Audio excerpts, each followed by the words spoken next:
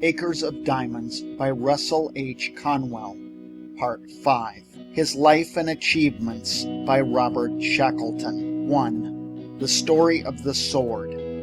I shall write of a remarkable man, an interesting man, a man of power, of initiative, of will, of persistence. A man who plans vastly and who realizes his plans.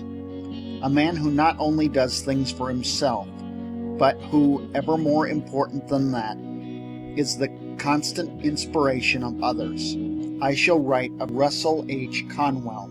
As a farmer's boy, he was the leader of the boys of the Rocky region that was his home. As a school teacher, he won devotion. As a newspaper correspondent, he gained fame. As a soldier in the Civil War, he rose to important rank. As a lawyer, he developed a large practice.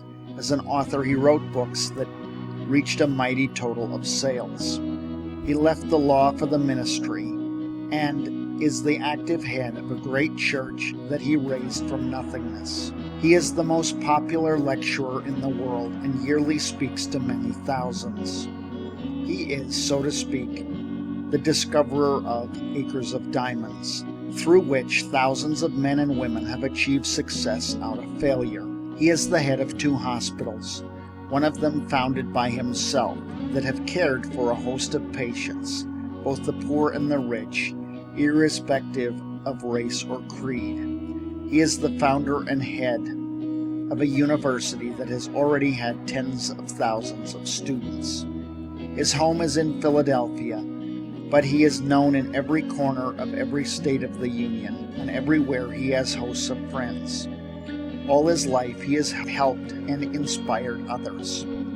Quite by chance, and only yesterday, literally yesterday and by chance, and with no thought of the moment of Conwell, although he had been much in my mind for some time past, I picked up a thin little book of description by William Dean Howells, and turning the pages of a chapter on Lexington, old Lexington of the Revolution, written, so Howells had set down, in 1882. I noticed after he had written of the town itself, and of the long past fight there, and of the present day aspect, that he mentioned the church life of the place and remarked on the striking advances made by the Baptists, who had lately, as he expressed it, been reconstituted out of very perishing fragments and made strong and flourishing under the ministrations of a lay preacher, formerly a colonel in the Union Army. And it was only a few days before I chanced upon this description that Dr. Conwell, the former colonel and former lay preacher, had told me of his experiences in that little old revolutionary town. Howells went on to say that, so he was told, the colonel's success was principally due to his making the church attractive to young people. Howells says no more of him. Apparently he did not go out to hear him, and one wonders if he had ever associated that lay preacher of Lexington with the famous Russell H. Conwell of these recent years. Attractive to young people.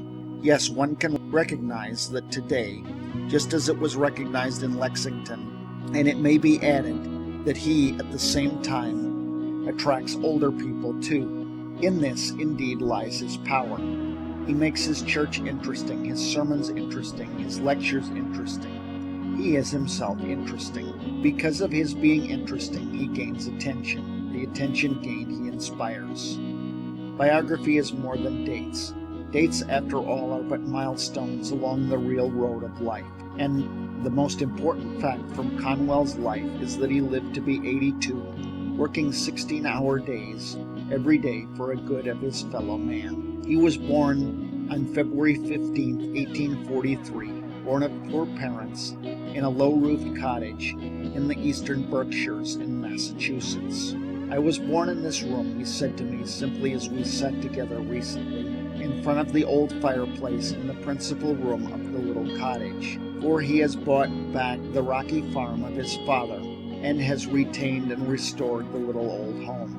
I was born in this room. It was bedroom and kitchen. It was poverty. And his voice sank with the kind of grimness into silence. Then he spoke a little of the struggles of those long past years, and we went out to the porch as the evening shadow fell. He looked out over the valley and stream and hills of his youth, and he told of his grandmother and of a young Marylander who had come to the region on a visit.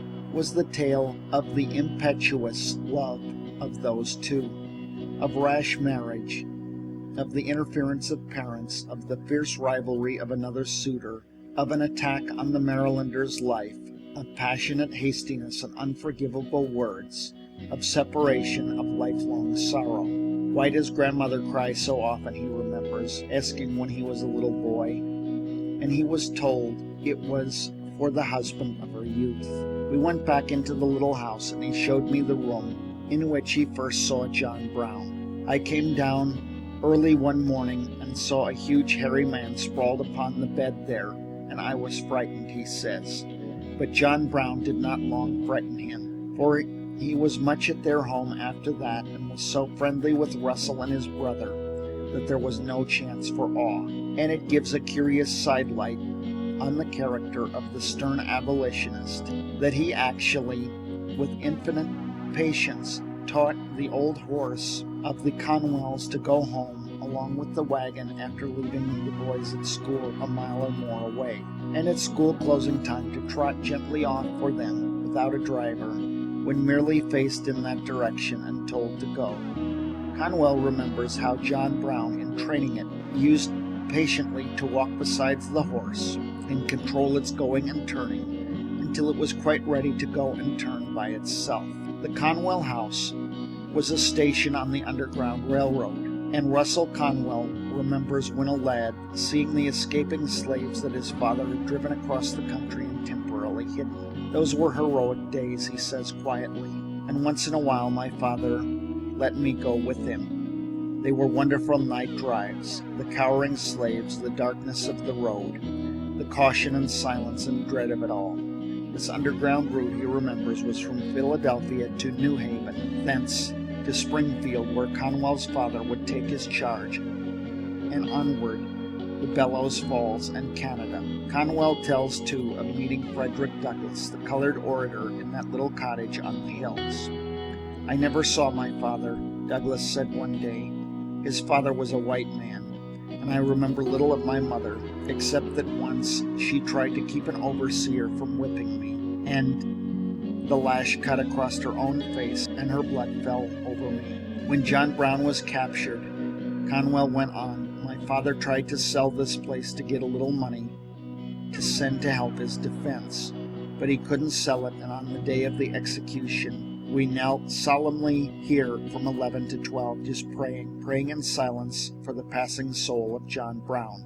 And as we prayed, we knew that others were praying, for the church bell tolled during that entire hour, and its awesome boom went sadly sounding over these hills. Conwell believes that his real life dates from a happening of the time of the Civil War, a happening that still looms vivid and intense before him, of which undoubtedly did deepen and strengthen his strong and deep nature.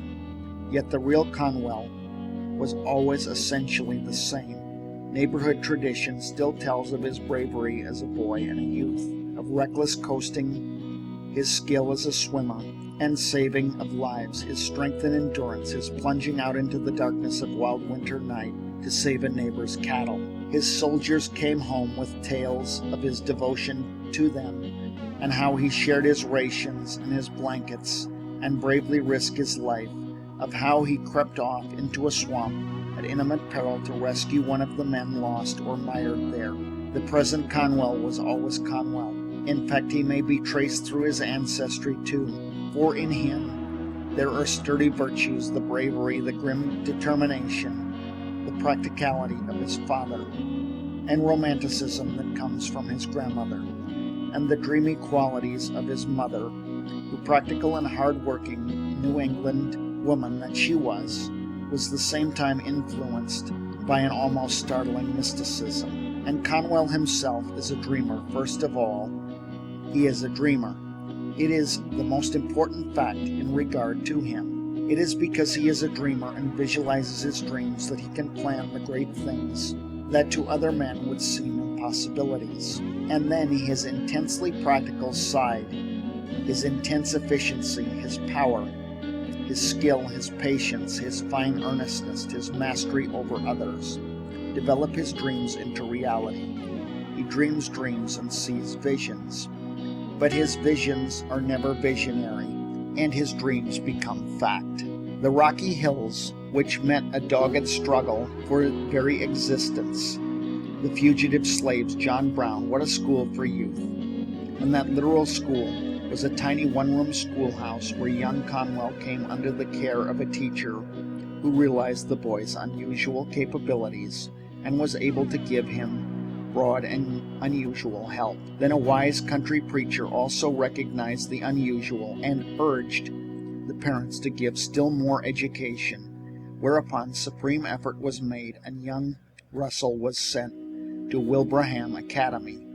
He likes to tell of his life there and of the hardships of which he makes light, and of the joy with which weekend pies and cakes were received from home. He tells of how he went out on the road selling books from house to house, and how eagerly he devoured the contents of the sample books that he carried. They were the foundation of learning for me, he says soberly, and they gave me a broad idea of the world. He went to Yale in 1860, but the outbreak of the war interfered with college, and he enlisted in 1861. But he was only 18, and his father objected, and he went back to Yale.